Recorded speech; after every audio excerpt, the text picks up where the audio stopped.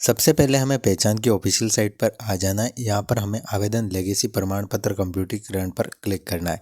2014 से पहले के जिनके भी जन्म प्रमाण पत्र बने हुए हैं वो अपना डिजिटल जन्म प्रमाण पत्र यहाँ पर बनवा सकते हैं। और इसके साथ में पुराना जो जन्म प्रमाण पत्र है आपका, जो कि पेन से लिखा हुआ है, वो आपको इसमें अपलोड करना होता है। तो हम जैसे जन्म प्रमाण पत्र के लिए ओके करेंगे और उसके बाद में प्रवेश करें पर क्लिक करेंगे। यहाँ पर आपका जो आवेदन करता है वो आपका पिता या फिर माता के नाम से आप आवेदन कर सकते हैं। तो हम जैसे माता का आधार नंबर चूज़ करेंगे।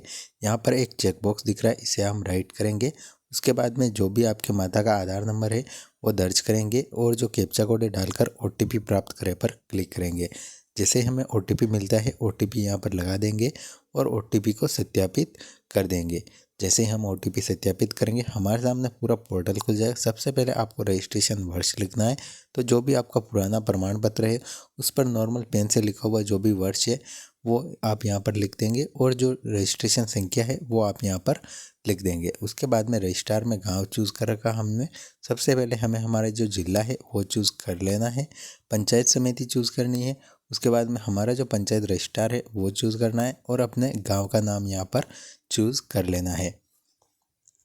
उसके बाद में आप देखें तो आपकी जो जन्म तिथि है वो आप यहाँ पर चूज़ कर लेंगे। तो सब कुछ जो डिटेल है वो आपका पुराना जो जन्म प्रमाण पत्र है जो कि पेन से लिखा गया है उसके हिसाब से सही सारी डिटेल्स आपको यहाँ पर फिलअप कर लेनी है।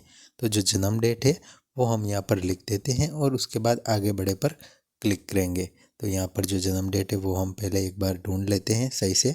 यहाँ पर जैसे आप पुरानी कोई गलत डेट लगाएंगे तो यहाँ पर नहीं लेगा। तो जो सही डेट है वो हमें यहाँ पर चूज़ करनी होगी। तो जल्दी से हम यहाँ पर जो सही डेट है वो चूज़ कर लेते हैं।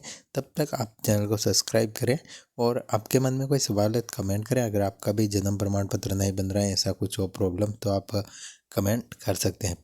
पंजीयन की जो दिनांक है वो हम पुराना जो जन्म प्रमाण पत्र है उसमें से देख लेंगे कि किस तारीख को इसका जो पंजीकरण है वो किया गया था।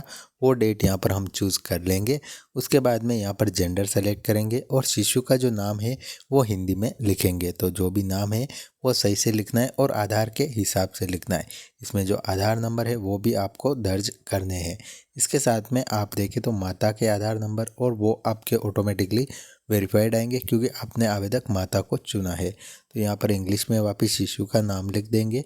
उसके बाद में यहाँ पर जो उसके आधार नंबर है वो हम यहाँ पर दर्ज कर देंगे। उसके बाद में आप देखें तो पिता का नाम लिखना है और जो आपको पहले हिंदी में लिखना है और वापस से सारी जो डिटेल है वो आपको इंग्लिश में लिख लेनी। तो हिंदी में लिखने के लिए सबसे best tool Google Hindi input है, ये आप इसका प्रयोग कर सकते हैं।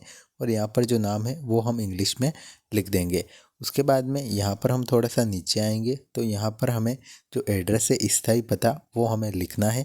तो जो भी जन्म प्रमाण पत्र में दिया गया स्थायी पता है वो सही से यहाँ पर फिलअप कर लेना है।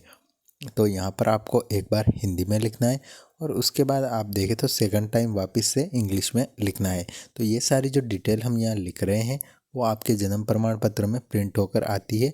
तो ये आपको सारी डिटेल सही से लिख लेनी है। तो यहाँ पर हमारा जो पता है वो अंग्रेजी में हम यहाँ पर लिख लेते हैं। तो यहाँ तक आप देखें हमारा जो काम है वो कंप्लीट हो चुका है और स्थायी पता भी हमारा सेम ही है तो हम हाँ कर देंगे।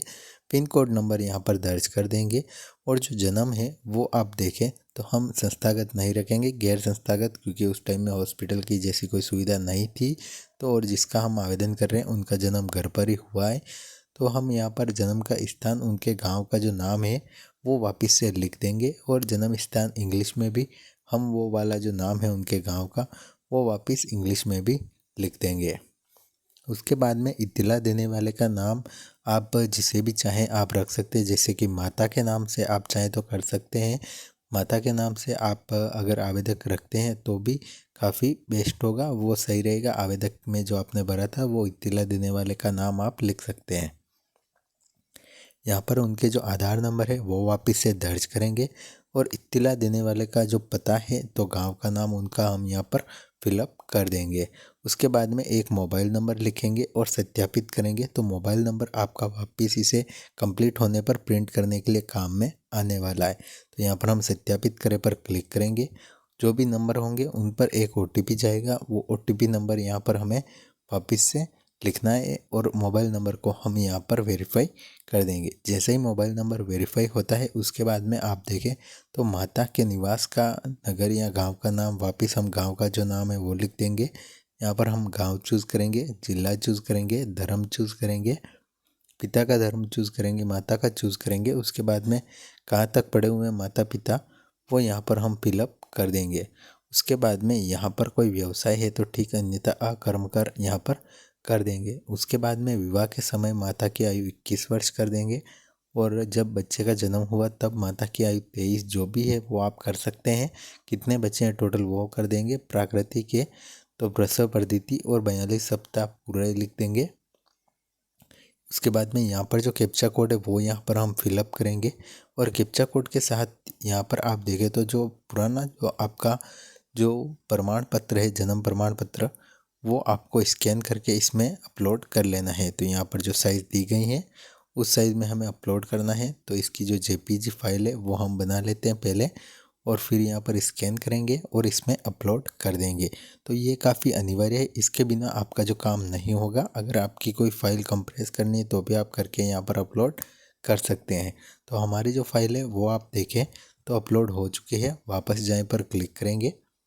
यहाँ पर थोड़ा सा हम नीचे आएंगे वापस से और जो कैप्चा कोड है वो आप देखें तो चेंज हो चुका है। तो नया जो कैप्चा कोड है वो वापस से फिलअप करेंगे और इंदिराज करें पर क्लिक करेंगे। उसके बाद में आपका जो जन्म प्रमाण पत्र का एप्लीकेशन है पंचायत रजिस्ट्रार के पास चला जाएगा, वो इसे चेक करेंगे और सारी डिटेल सही होने पर आपको वापस मैसेज मिल जाएगा कि आपका जन्म प्रमाण पत्र डिजिटली कंप्लीट हो चुका है। आप चाहें तो उसे ई मित्र से भी या फिर घर बैठे पहचान ऐप से भी निकाल पाएंगे।